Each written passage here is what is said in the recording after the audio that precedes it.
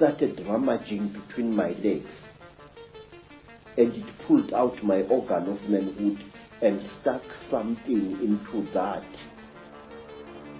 It was very strange, but I wasn't feeling any pain now. But I could feel the flexible cable moving inside me, right into my body. And then, I can't describe it.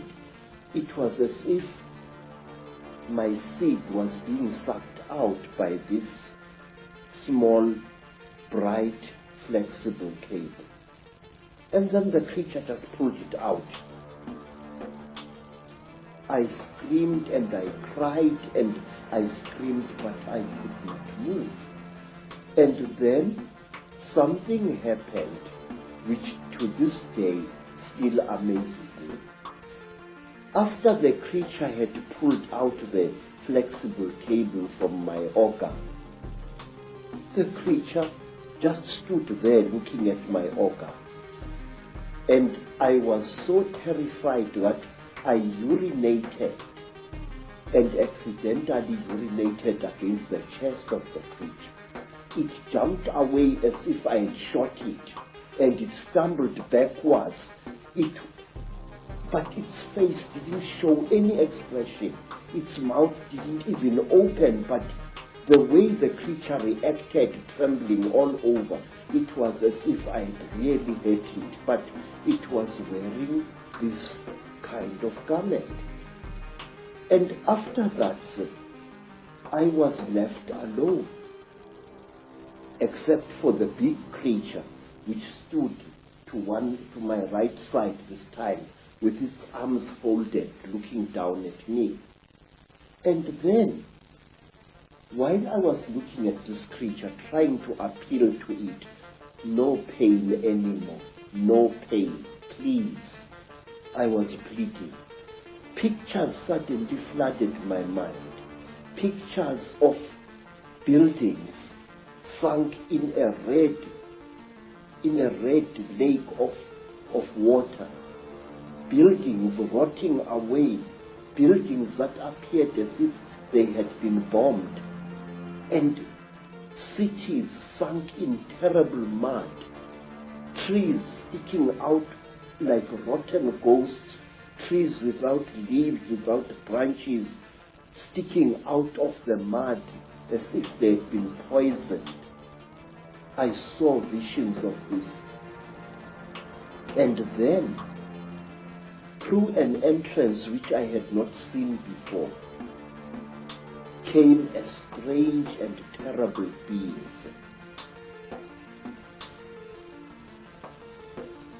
It was exactly like this.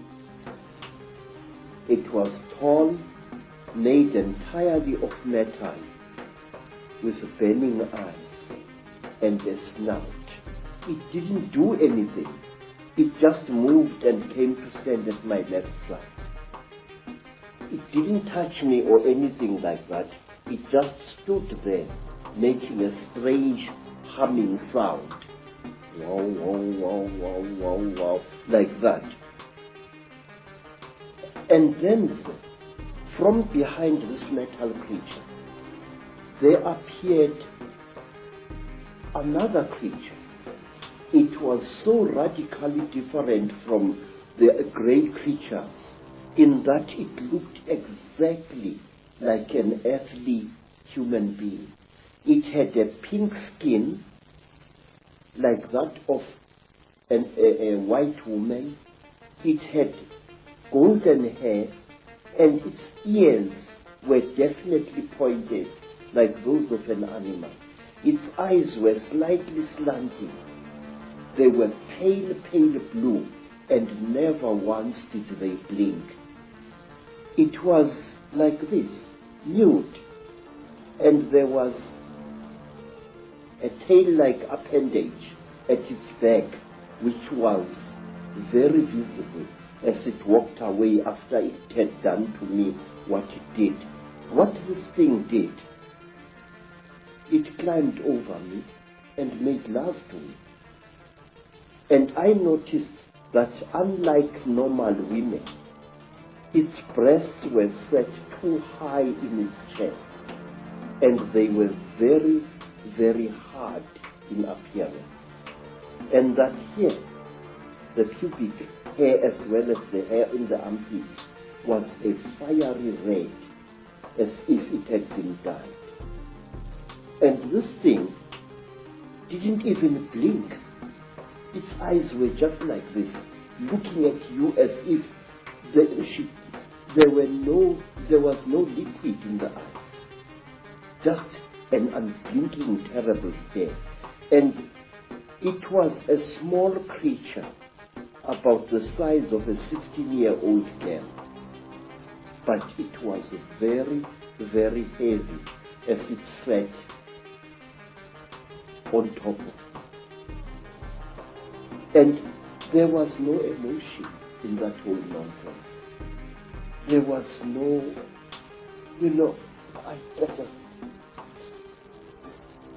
and then the creatures took me out of that room after the metal creature and this pink creature had gone. This creature took me out of that room, assisted by another one, and they pushed me along a corridor which curved slowly in that direction, towards my right. And there I was shown many things which even today I don't understand. I was shown little versions of this creature swimming in huge cylinders made out of what looked like glass, in a pinkish liquid, like ugly little frogs inside the liquid. They looked like aborted human fetuses. They were very, very terrible and disgusting. And then we came to another room, and there I saw a number of people undergoing the same torture that I had undergone. One particular person whom I passed very close to was a white man, definitely a European, with a yellowish beard and moustache and long, straggly blood-crusted hair. This man looked into my eyes and I looked into his eyes, and we were so close we were as I went past him. Then, to cut a long story short, I found myself in the bush again. But I was wearing only my shirt. My boots were gone, and so was my trousers. So I took off my shirt and wore it around my waist as a loincloth. And I started traveling, not knowing really in which direction I was going. Then I came to a track, and I walked along that. And some time later, I saw people coming towards me. It was a group of young men and young women, Mashona people, and they were going to a trading store I later left. I asked them where Elizabeth Moyo's homestead was, and they directed me to it, but they kept a safe distance away from me. And later I learned why. I was carrying a horrible, non-human smell upon me. When at long last I came to Mrs. Moyo's village, all the dogs in that place went hysterical. They came at me in a pack, wanting to tear me to pieces, and only the villagers managed to save my life there. Mrs. Moyo asked me where I had been, and I said I did not know.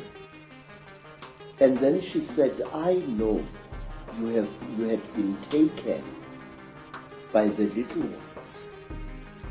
I said, yes. I cannot understand. She said, you must not try to understand. You were chosen by the gods as a living sacrifice. So don't even try to talk about this. But how could I not talk about it? I wanted to understand what had been done to me, by whom and why. Even now, sir, I still want to understand what it was all about.